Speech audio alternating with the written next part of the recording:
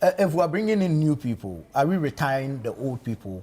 We say we are reassignment affect their salaries. Would there be a downgrade, if you like? Well, having said a very good morning to our cherished viewers and to my co-panelists and yourself, I want to believe that that is largely dependent on the system the organization uses. I mean, if it's a pure civil service structure, it has its own implications on such reassignment and especially when you have to climb the ladder, and you are upgraded per your key performance index and stuff like that. It may not affect your salary because you are already in that position by the structures put in place by the civil service organization. However, I don't know how it pertains with COCOBOD, if it's the same structure they use. But be it as it may, for me, the question is not reassignment. The question for me is not affecting salaries. The question for me is the output. I mean, we all came together as a people, having been so dissatisfied with the governance of Nana Addo Dankwa Akufo-Addo and Bawumia MPP leadership, and we decided we want to chart a new path.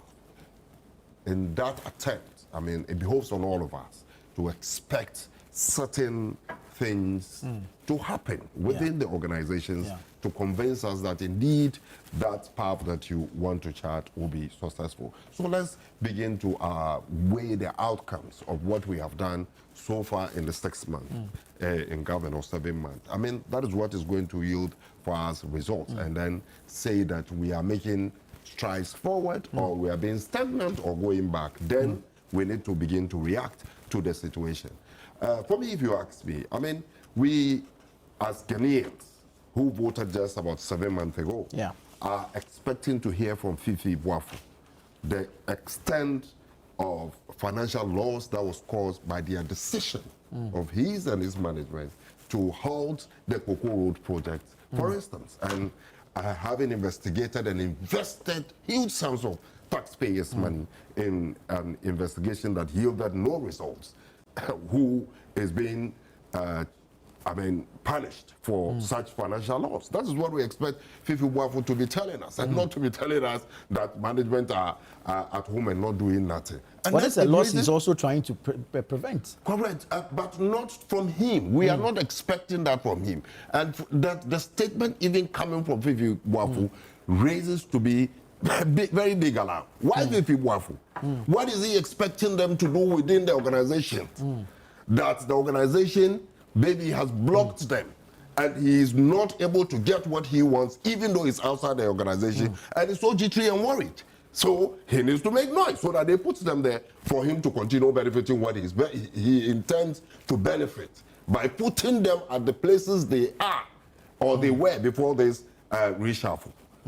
What is it? I mean, is that your suspicion? Every strategic person would begin to assess that. But why Fiifi Boafo? What is your interest? He's concerned as a former employee of the institution that people who have technical knowledge are being reassigned, but according to him, are being sent home. Correct. So that my question is, yes, he needs to be concerned, but he lost that right to mention or raise concerns when our concerns there were that, look, continue this Cocoa Roads, continue many of the projects that COCOBOD was doing. You halted it. You didn't tell us anything. The debt burden was becoming too much for COCOBOD. It wasn't sustainable. To continue the Cocoa Roads. The Cocoa Roads, for instance, but the effect. So if the debt burden was becoming unsustainable, and then also you also instituted an investigation which yielded no result, because as we speak today, you were a journalist. I mean, have you seen any report from all that audit they did? Not yet. So is that not also adding or piling up to the debt burden of COCOBOD? What explanation has he given us as the spokesperson for that institution? He has not told us that. We owe him explanation, and that is what we expect to hear from him. If we are convinced, then he will go ahead now to provide to us advice from his experience. But you cannot, approbate and reprobate at the same time. We need answers from him, and that's what we expect. You see, let us all get it as a people. His Excellency John Dramani Mahama made a promise to the good people of Ghana. And I'm reacting to some of the statements Honorable Fuseni made with regards to the appointment and number of ministers and some appointment here and there. It is a fact as we speak today that there are circa 200 ministers that the former administration of Nana Addo Dankwa They are still in the opposition mode. Nana Addo Dankwa Bawumia administration superintendent. Did they have 200 ministers? I said circa. Very well. Circa 200 ministers. Very well. Yes. Very well. So, superintendents have come down drastically. And Ghanaians are benefiting from it. That is a fact. I mean, everybody can attest to it. We have more or less number of ministers today than we used to have. Ghanaians are benefiting from it. There is nothing you can do and say about it. How many staffers do you have? Well, I mean, lesser staff as we speak today. Even though we might not know if the president will need more at the presidency. But as we speak today, we have lesser staffers than we had under the Nana Addo Dankwa Akufo administration. All that they explained to us was that, then some of the institutions were under the office of the government machinery. And that is what ballooned their staffing, what do you call it, numbers. So be it as it may, whatever you would love to say, as we speak today, when you take it to the staffers, when you take it to the number of ministers, John Dramani Mahama's administration has brought it down drastically. And Ghanaians are having the effect. It's not just saying that they have reduced it drastically and they are not seeing effect. They are effect. People are seeing it day in and day out. What are some of them? At least that has helped the government save some money. And today, as we speak, do you know there are children at the SHS level still in school? When last did you hear anything about free SHS? Silent. Why? Because somebody is invested in it. Somebody is solving the problem. I know me and many of my colleagues who have children in the SHS level who have to go to the school 2 weeks after the school reopens. When their children are going even for 3 or 4 weeks.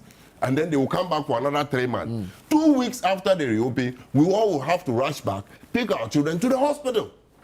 Due to congestion, due to a lot of things that they were looking for and couldn't get. Today, you don't hear any of such things. As we speak today, as you and I are speaking, today, as a result of the prudent management and ensuring that, look, government works within the framework of its budget, there's about 9.7 million that has been released for as coupons for the debt exchange program.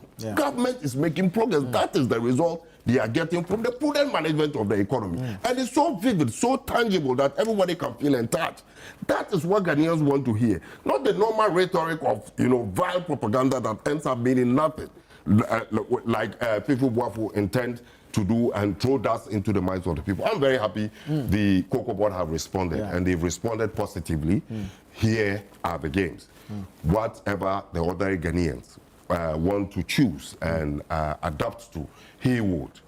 But I know for sure that moving forward from what we are seeing, I mean, even from the praises we are receiving from our neighbors, from countries outside today, if His Excellency John Dramani Mahama can have the confidence, stand in public, speak to investors, boast of the fact that he is leading an economy and a country that has the most stable and strong currency in the world today. The city is the strongest in the world? I've not said the city is the strongest in the world. I say it's stable. Do you understand? City today, as we speak to you, is, among the very strong currencies in the world today.